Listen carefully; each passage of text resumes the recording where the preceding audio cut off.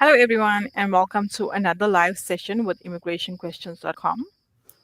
In these sessions, we cover important topics for immigrants, both documented and undocumented, focusing on legal status in the United States. Our goal is to answer as many of your questions as possible. I'm Nikita, and I'll be your host for today. Let's get started by thinking about the amazing work skilled professionals do, like researchers developing clean energy or public health experts saving lives. They bring real value to the United States.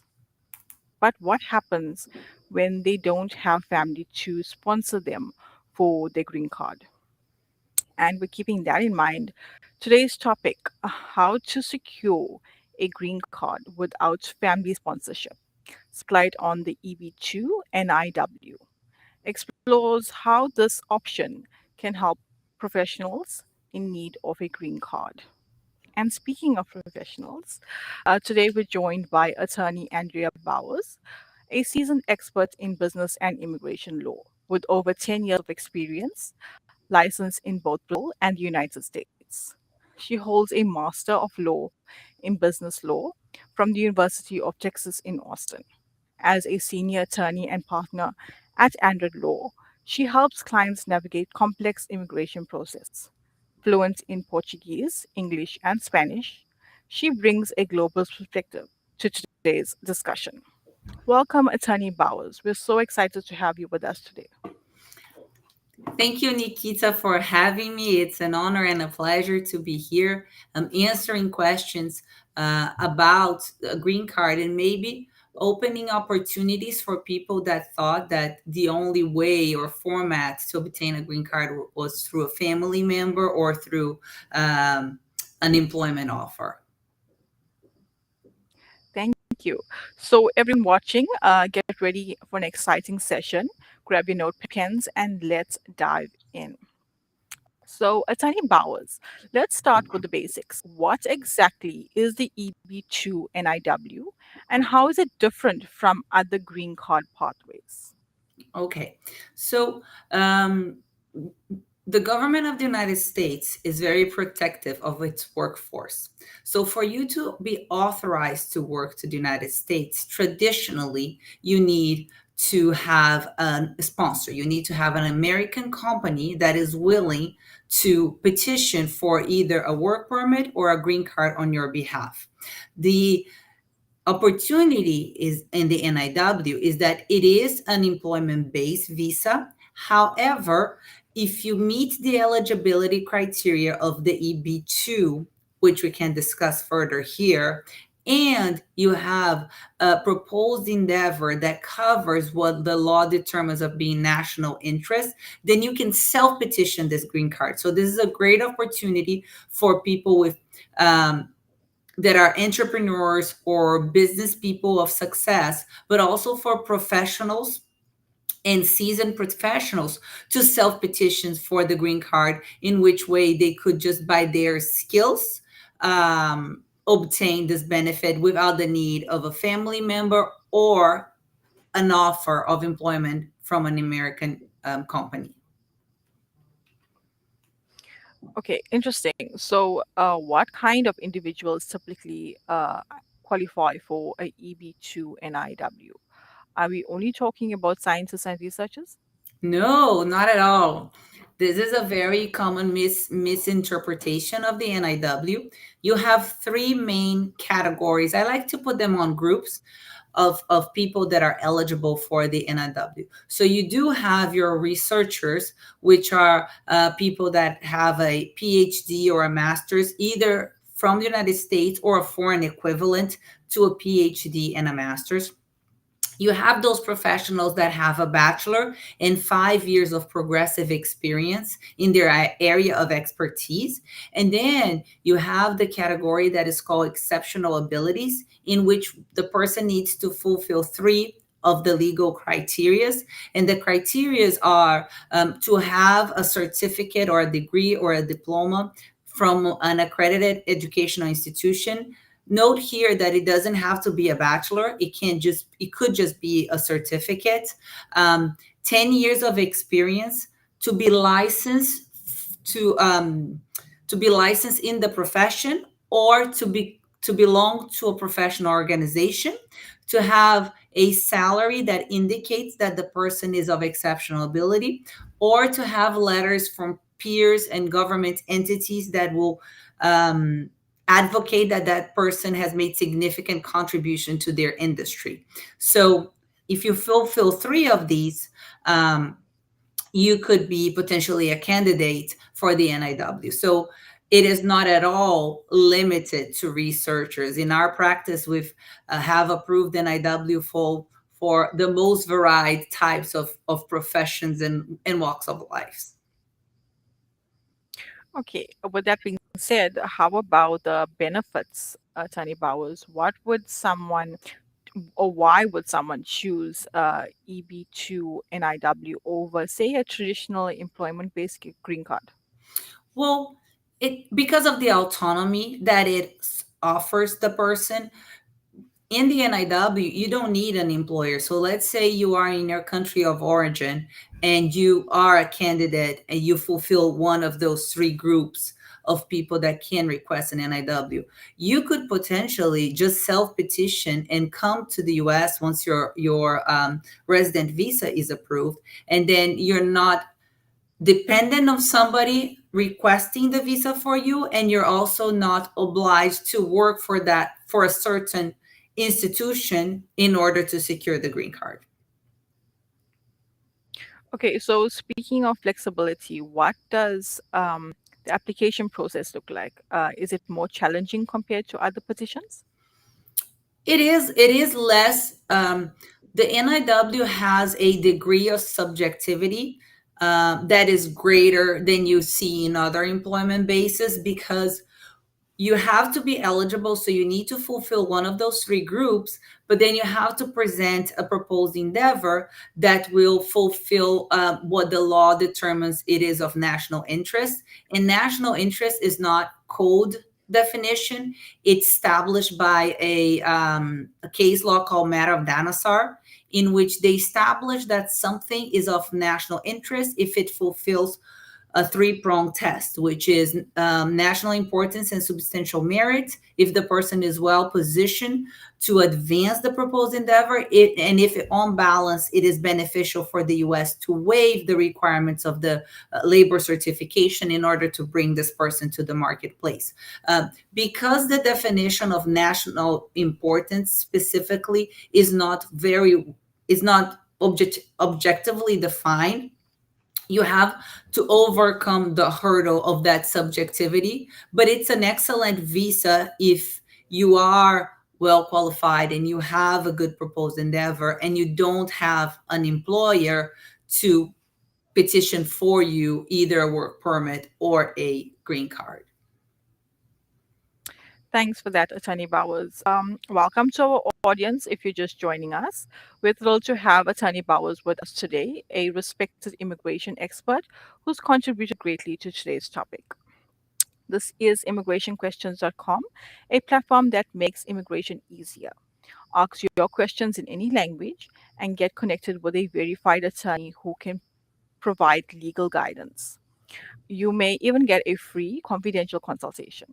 Visit www.immigrationquestions.com and sign up today.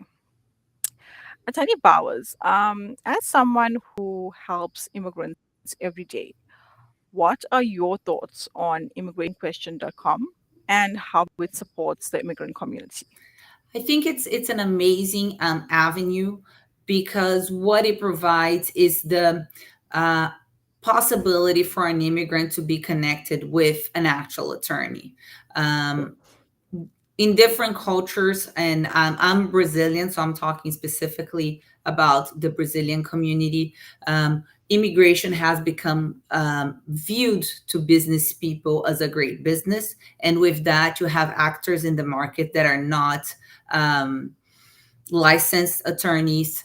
I believe that in the Hispanic community, you have many notarios that are also not licensed attorney, and people that will take advantage of the lack of knowledge of the immigrant to sell them a visa as opposed to provide true consultation and provide a legal path.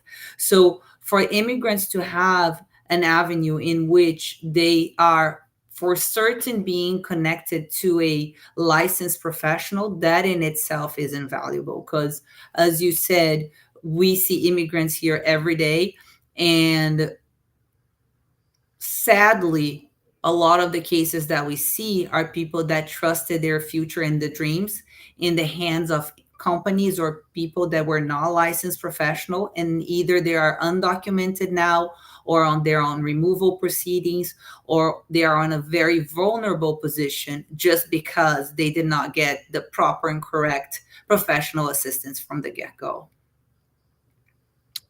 Thank you, Atani Bowers. So this has been a great conversation so far. Now it's time for our questions and answers. Drop your questions in the chat. We'll answer as many as we can. Or if you'd like to ask live, call us on 516-703-3483. Attorney Bowers, before we jump into the live Q&A, what are the most common mistakes applicants should watch out for In an NIW or just in general? in an NIW? Um, Common mistakes, to believe that the name of the degree means that it's an equivalent to a American degree. So, for instance, if in your country there's a program that is called Masters of Business Administration, but that is just the name of the degree is not what matters when we're establishing eligibility. The matter here is if that degree is an equivalent in terms of like hours and transcript. Another very common mistakes is for people to believe that just because there is a lack of certain types of professional, that makes a strong NIW case. When that is tried to be argued, USCIS usually comes back saying that the proper immigrant case to be filed to fulfill professional gaps is the EB-3, not the NIW. And also, I think the third greatest mistake is to consider as a relevant information successes that have been from a long time ago. So a lot of people will hear about the NIW, make a consultation with an attorney, but then they only take the first step like 2 years prior, 3 years after, and the political scenario has changed. The conditions of the visa bulletin has changed, so it is no longer as opportune as it was then, or maybe the visa bulletin is not current. So it's really important for the person that is interested in the NIW to understand that what is national interest may change with any administration. So it's important that you decide on this case and act upon it as soon as possible. Okay, that's really insightful. I think we're just waiting on a few questions so we can get through. Okay, we have a question from Mohammed. I don't have advanced degrees, but I have a lot of work experience. Will that pass for an EB-2 waiver? Potentially, Mohammed, that's a great question. We would have to verify if you would fill the category of exceptional abilities. If you have more than 10 years of work experience, 10 years or more, that means that you already fulfill one of the criteria. What we would have to verify is that if you could fulfill two more, and then that would make you a candidate for the NIW. Okay, I hope that answers your question, Mohammed. We have another question from Miguel. Which type of achievements or contributions can I show as having national interest? Perfect question. The national interest is not determine your past contribution. The national interest is what are you planning to contribute in the United States in the future. So what we need to do is see what achievements you have and how you can transfer them or use your expertise in these achievements to benefit the United States. And then we go back to how can we elaborate a proposed endeavor that will meet the three-pronged test, which is substantial merit and national importance, that you are well positioned to advance the proposed endeavor, and that on balance, it's important for the United States to waive the labor certificate requirement for you to be able to join the market force. I hope that Thank you, Attorney Bowers. Plus. Okay, so we have another question from Rochelle.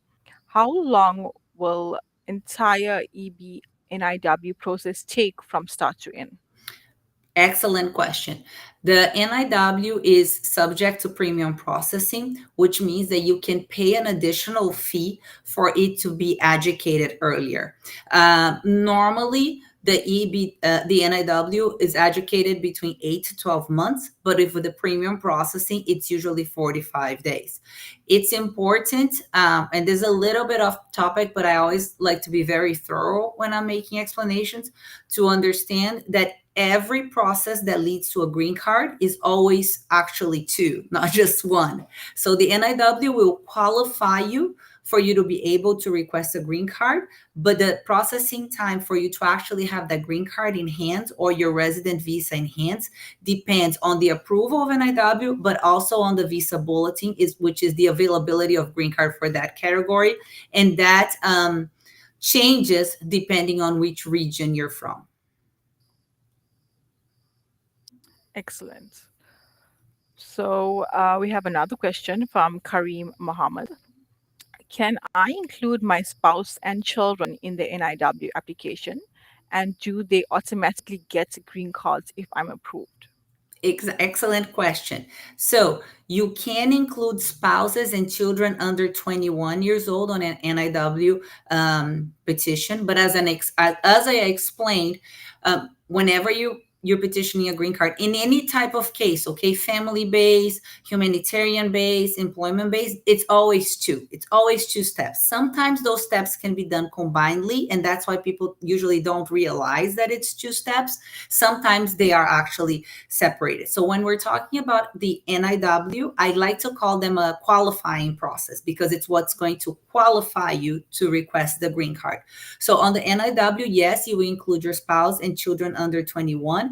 And then when that one is approved, it's not that you automatically get a green card. You have to submit your application to the green card. And in this case, yes, they will be able to submit that application with you, but it will be 3 different applications because the criteria for you to have an NIW approved is about your experience and how you're going to benefit the United States. The criteria to have the green card approved have relation to if you've ever violated any norms of the United States, you have criminal records. So that is always individually assessed.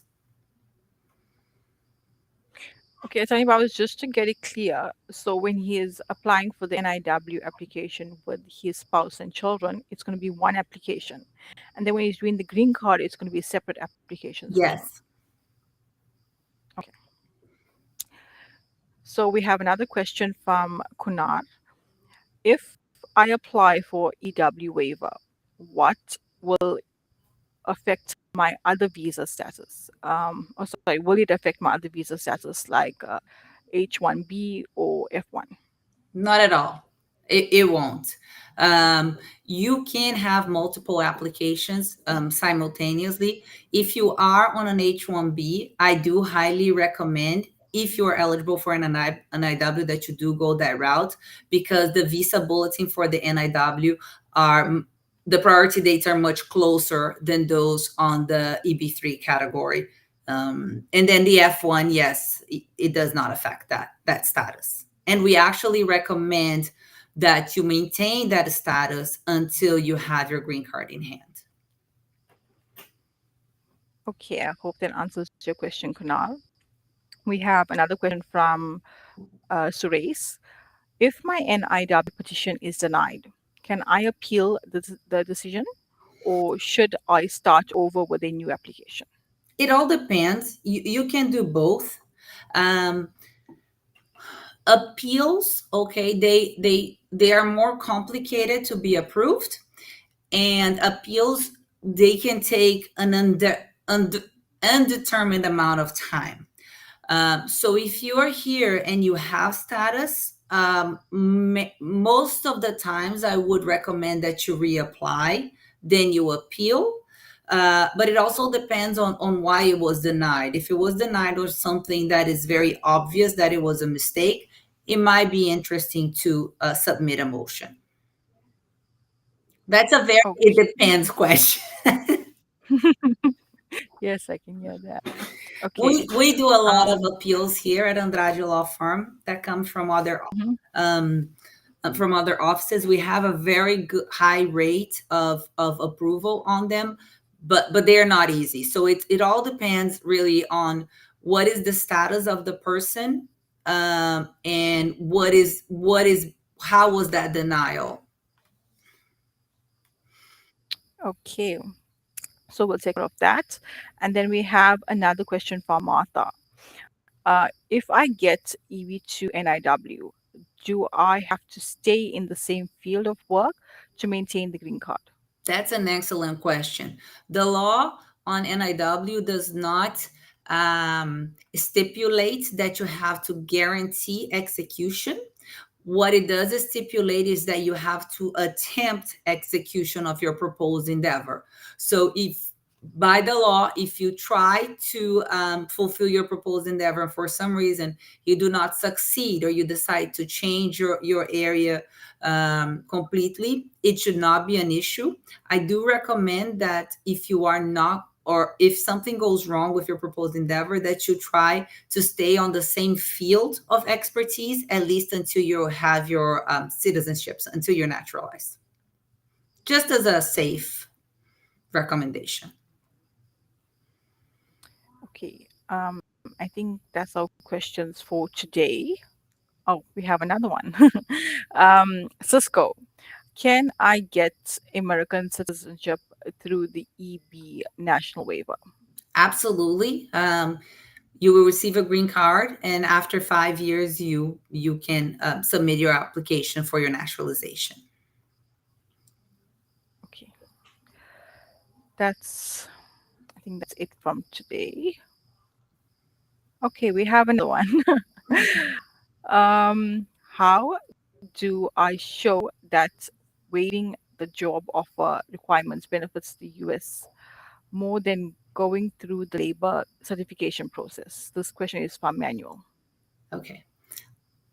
Um, so the labor certification process, it's a an objective process in which you're going to assess if the company has the financial capacity to hire someone, and if the company has attempted to hire national labor before searching for foreign laborers. Okay, when when you were talking about the NIW, it's a completely different assessment. And what they try to find, which we need to try to find, is that you're going to have a prospective positive impact on the nation. So that's Okay. what we're going for. So there are ways, there are some things that USCIS uh, make available as an example that are of national interest, and we have the expertise to help the person and guide them through um, the issue. Something is wrong with my computer. Okay. Let's wait for a few questions to come through. You can sort that out shortly. Okay, I think that's it for today. So that's a wrap regards to the Q&A. Thanks so much for joining. A special thank you to our guest speaker for sharing her time and expertise. We hope today's session on securing a green card without family sponsorship was helpful. Visit immigrationquestions.com to connect with experienced attorneys who can guide you through your immigration questions. If you missed anything or want to rewatch, check out the recording on Spotify by searching Borderless Talk by immigrationquestions.com. Join us next week for another great session on employment based immigration with Robert Kulas, who will discuss applying for asylum at the United States. United States Mexico border. What you need to know. You won't want to miss it. Once again, thank you so much, Attorney Bowers. We can't wait to have you back. Thank you. It was a pleasure being here, answering the questions, and it will always be good to be back and to join the forces in providing correct information to immigrants. Once again, thank you. Have a lovely afternoon and see you next week. Stay informed and empowered.